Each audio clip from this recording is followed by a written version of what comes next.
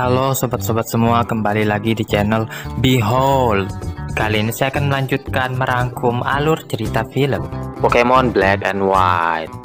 Satoshi dan kawan-kawan menginap di mansion yang tak berpenghuni, tapi ternyata di dalamnya ada Pokemon yang sangat berbahaya yang bisa saja membuat mereka mampus. Satoshi dan kawan-kawan sedang dalam perjalanan ke Nimbasa City.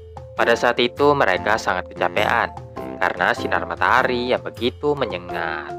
Andai saja turun hujan di saat-saat seperti ini. Kemudian Iris mengecek arah angin dan menyimpulkan sebentar lagi akan turun hujan. Namun tidak ada yang mempercayainya karena matahari pada saat itu sangat cerah. Baru saja dibilang, tiba-tiba cuaca mendung diikuti turunnya hujan. Secepatnya mereka harus mencari tempat berteduh. Dari kejauhan mereka melihat ada sebuah mansion dan langsung bergegas ke sana. Sesampainya di tempat itu, Satoshi mengetok-ketok pintunya berharap dibukakan oleh pemiliknya. Tapi ternyata pintunya terbuka dengan sendirinya. Mereka pun masuk sekalian meminta izin untuk berteduh hingga hujan reda. Sementara itu, di mansion tersebut ternyata tim Rocket telah tiba lebih dulu dan menjadikan tempat ini sebagai markas mereka yang baru. Tim Rocket tidak menduga akan datang anak-anak nakal yang mengganggu mereka lagi. Daripada terus mengeluh, ini bisa jadi kesempatan yang pas untuk menangkap Pikachu. Penghuni mansion ini sebenarnya adalah Litwick yang sekarang berteman baik dengan Yamax Kojiro. Jadi Kojiro meminta Yamax memberitahukan kepada teman-temannya itu untuk mengusir Satoshi dan kawan-kawan agar mereka bisa lebih mudah menangkap Pikachu. Yamax pun menyampaikannya kepada Litwick. Belum juga menemukan pemilik mansion, mereka bertiga memutuskan akan memberitahukannya nanti saja pas mau pergi pulang. Mereka pun duduk di ruang tengah, membicarakan kehebatan Iris yang bisa meramal cuaca. Namun tiba-tiba saja angin yang kencang bertiup menyebabkan salah satu jendela terbuka.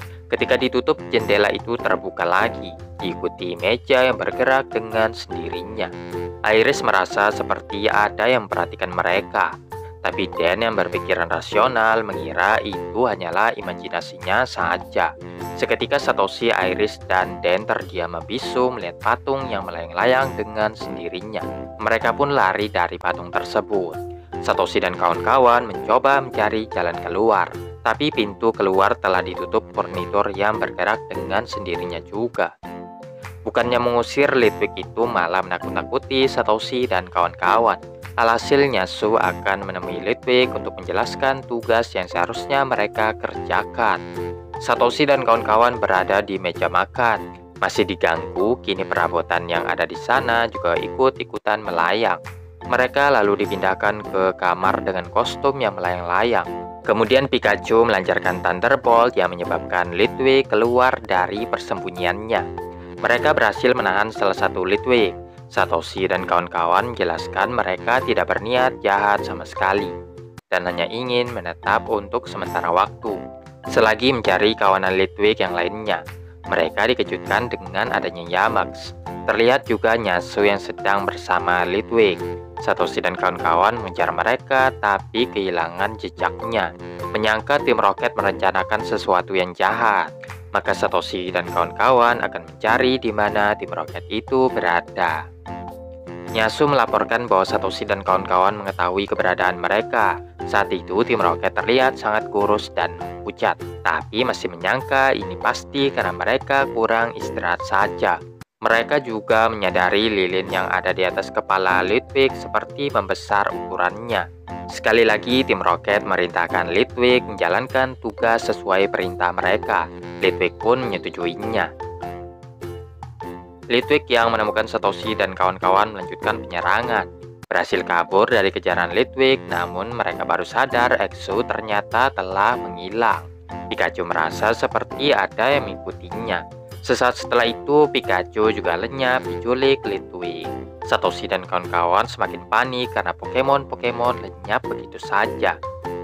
Tim Rocket melapor ke Prof. Seger bahwa mereka menemukan markas yang cukup ideal. Ditambah lagi mereka juga dibantu Litwick yang menempati tempat ini. Rob Seger memperingatkan mereka untuk berhati-hati. Diketahui Litwick itu menyerap energi para Pokemon dan juga manusia. Dikhawatirkan kalau tinggal lebih lama di situ, nyawa tim Rocket bisa melayang. Tim Rocket harus secepatnya lari dari sini, tapi lupa Nyasu masih bersama Litwick. Pada saat itu Nyasu sudah ditawan oleh Litwick, dan ketika Musashi dan Kojiro mencarinya, mereka juga tertangkap. Satoshi dan kawan-kawan sangat ketakutan ketika mengetahui Litwick itu ternyata adalah Pokemon yang sangat berbahaya. Khawatir akan keselamatan para Pokemon, mereka pun mulai melakukan pencarian lagi.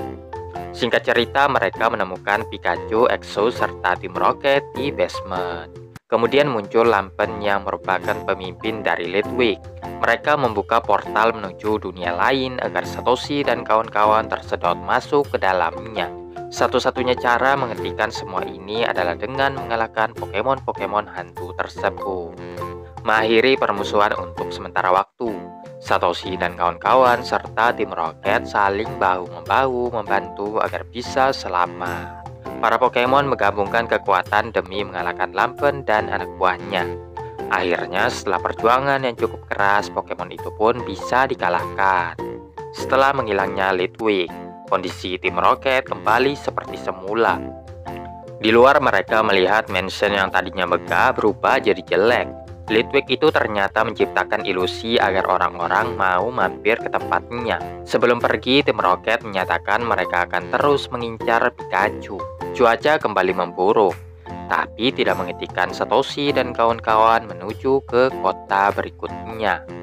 Satoshi dan Iris mengadakan latihan dengan mempertandingkan Scraggy versus Exo, karena kedua Pokemon itu setara kekuatannya. Ketika Exo mencoba Dragon Rex, ternyata Exo masih belum menguasai move itu dan meledakkan diri seperti biasanya. Iris pun jadi kesal karena diejek Satoshi dan Dan. Memang perlu waktu yang lumayan lama untuk bisa menguasai move itu sepenuhnya. Tapi Iris yakin suatu saat Exo bisa melakukannya. Sesaat kemudian dari balik semak-semak muncul Druddigon sambil melancarkan flamethrower.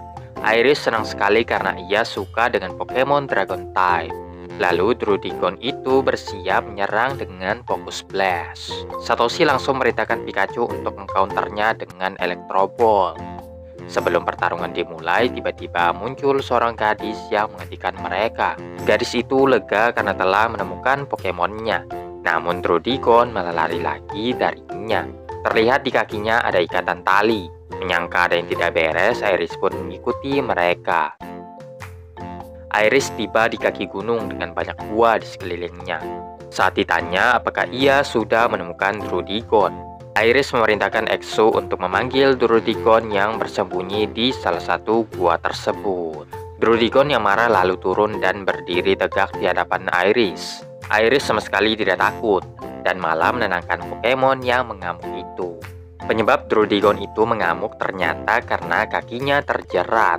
Lalu Iris melepaskan ikatan itu, dan perlahan Druddigon kembali tenang. Sambil berterima kasih, gadis yang merupakan pemilik Druddigon pun memperkenalkan dirinya, yaitu Ami. Iris lalu menjelaskan bagaimana bisa ia menemukan Druddigon. Iris yang mempelajari Pokemon Dragon tentu bisa tahu kemana perginya Pokemon itu. Desa tempat tinggal Iris pun dikenal dengan tempat yang paling cocok membesarkan Pokemon Dragon Type. Dari kejauhan tim Rocket mengawasi mereka. Mereka jugalah yang mencoba menangkap Druddigon itu. Namun gagal karena Pokemon itu kabur duluan. Meskipun begitu, tim Rocket belum menyerah dan akan menangkap Druddigon beserta Pikachu dan Exo sebagai bonusnya. Pikachu dan Exo sedang bermain-main dengan Druddigon. Sedangkan Iris menceritakan lagi tentang tempat tinggalnya, di mana penduduknya sangat dekat sekali dengan Pokemon, terutama yang Dragon Type.